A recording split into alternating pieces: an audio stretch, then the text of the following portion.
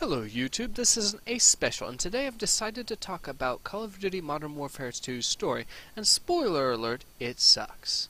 Wait, why does it suck, you ask?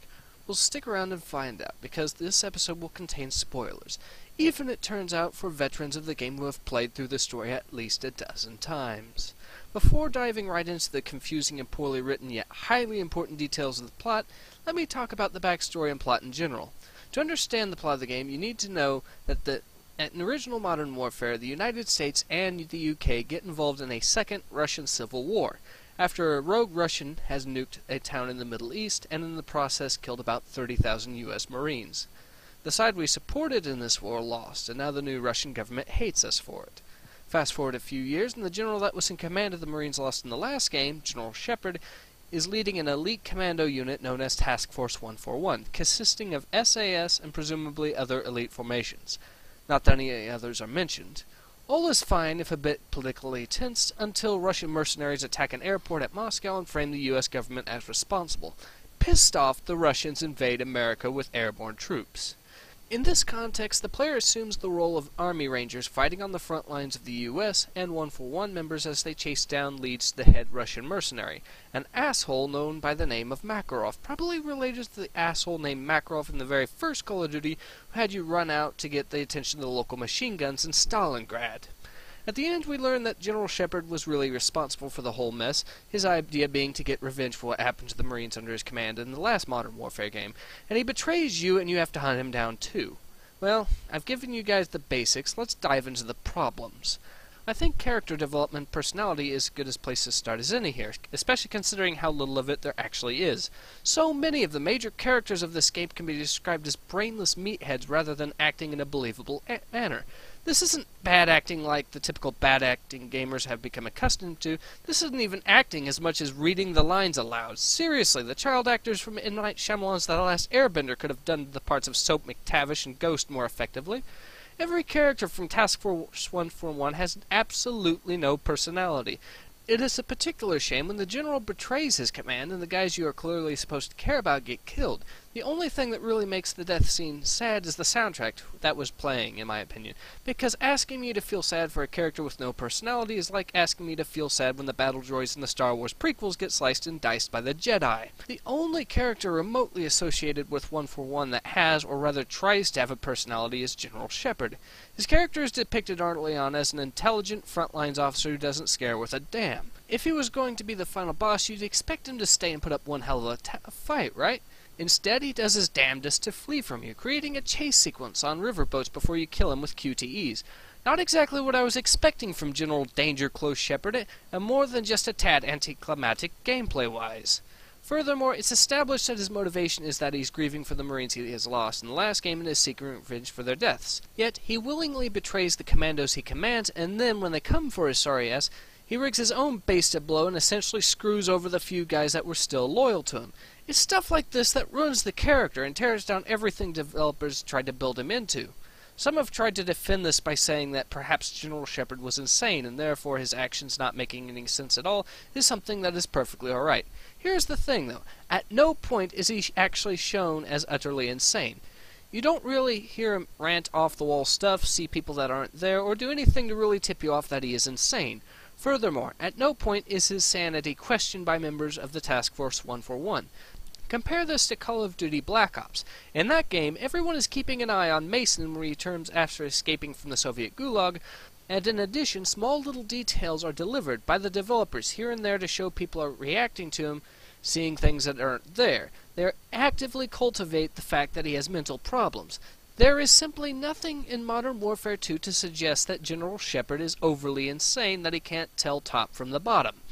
Even Makarov is not immune to the lack of character or personality. He's nothing more than a mercenary thug who we deduce was paid by Shepard to attack the Moscow airport and kill an undercover CIA agent that Shepard conveniently gave him. The only characters that have personalities are some of the Army Rangers, but most of the time you're stuck with Task Force 141. Enough of the characters though, now we can start diving into the black abyss of some of the plot holes.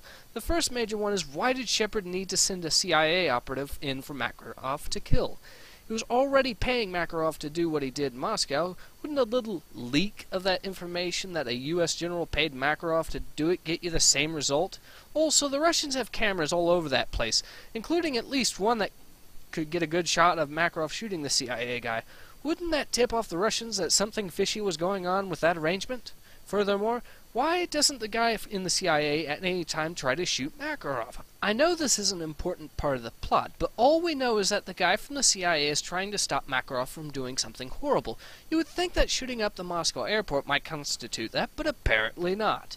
I know he's trying to earn his trust at this stage, but seriously, it's never explained why killing Makarov wouldn't stop whatever he's planning to do later on. Nor does he do much of anything later on. I'm reminded of a game that had a similar scenario, Splinter Cell Pandora Tomorrow to be precise.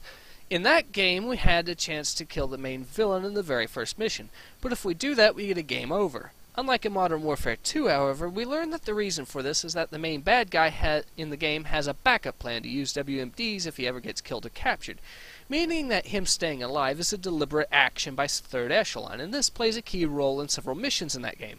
My point here is that where Pandora Tomorrow and later Splinter Cell Double Agent could handle this plot device effectively, Modern Warfare 2 simply could not. Let's not focus too much on that, though, because one major plot twist comes later in the game, when Task Force 141 rescues a prisoner from a gulag in eastern Russia, who turns out to be none other than Captain Price, the one from Modern Warfare 1, not the one from the very first Call of Duty. Upon rescue, Price decides the best course of action would be to steal a Russian sub and then nuke the eastern U.S. Yes, this actually happens. Seriously. Okay. He sets it off at an extremely high altitude, causing no one to be immediately killed on the ground, but instead creating a massive EMP blast that turns all the power off. There's two possible ways you can explain this. The first, that Captain Price is trying to end the war as fast as possible, and he thinks this will save lives in the long run. The other school of thinking is that General Shepard secretly gives Price the orders to do this off-screen, and both are pretending to be arguing about the mission on-screen. A very possible scenario considering the especially atrocious voice acting, even by the low standard the game already set. Either way you try to justify this, though, you'll run into some major problems. First of all, the Russian invasion is an airborne one, meaning they're going to be restricted in terms of what pieces of equipment they can be effectively fielded. They can't just drop in T-80s by the bushel by parachute, for example.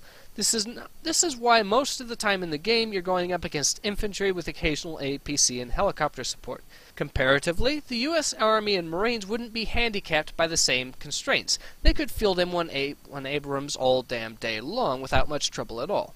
So the first issue, the Americans would be a lot more dependent on electronics than the Russians, and it'll give the Russians the advantage. In addition to this, you expect the United States Navy to be kicking some serious ass in the area when he sets the EMP nuke off, but I guess no one remembers the Navy.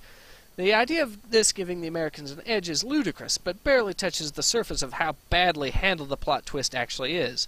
Another issue is that the general sees this as a blank check. But if his sole motivation was to get the blank check, why did he have to order Price to nuke the U.S.? We learned that he was particularly pissed off at the rest of the world for looking the other way, so you'd think he'd be pissed off at more people than just Americans.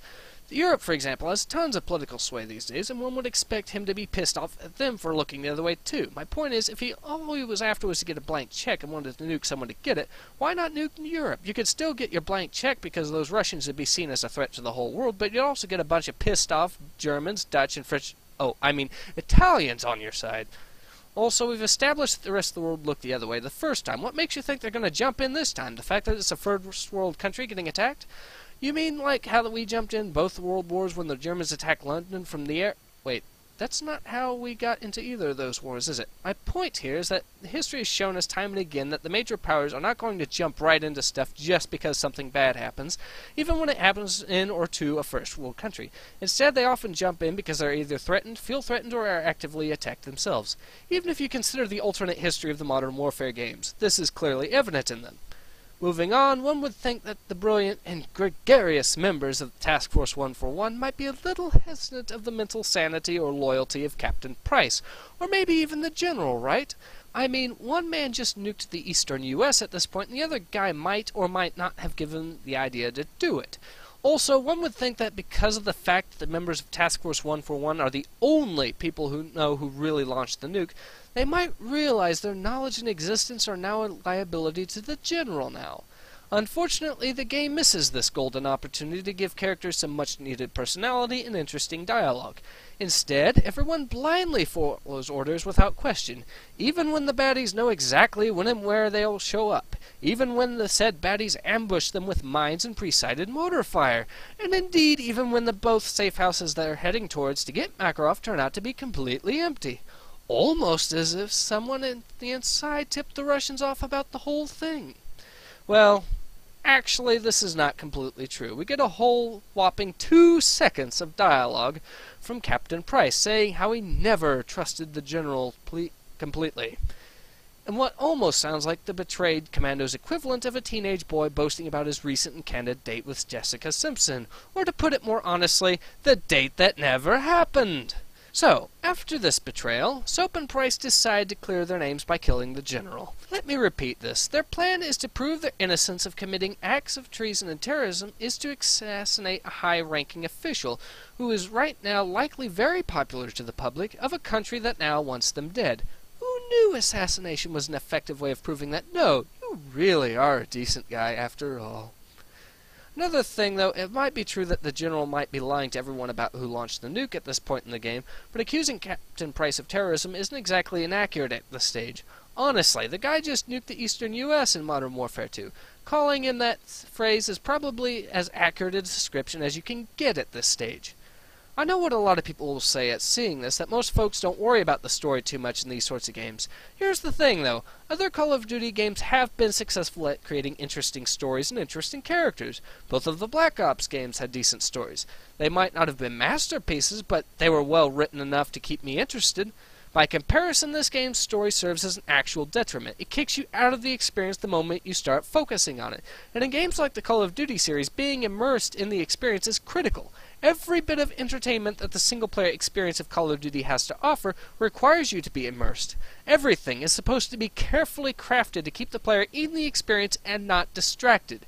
The story utterly fails in this regard. It actively distracts the player from the rest of the game. I've already had some try to defend this by saying you shouldn't have been expecting a masterpiece. We will completely leave aside the logic of why I wouldn't be expecting the best from a series many tout as the best, and instead I'll be countered by saying the argument doesn't really defend the story of the game. That's like trying to say you shouldn't have been expecting a painting made when a jar of urine spilled onto the canvas was equal to the quality of the Mona Lisa. To answer, no, I wasn't expecting a new Mona Lisa at all. But do you know what else I wasn't expecting and instead got? A filthy piece of yellow paper that smells like piss. And this is what Call of Duty Modern Warfare 2's story is and why it is a failure.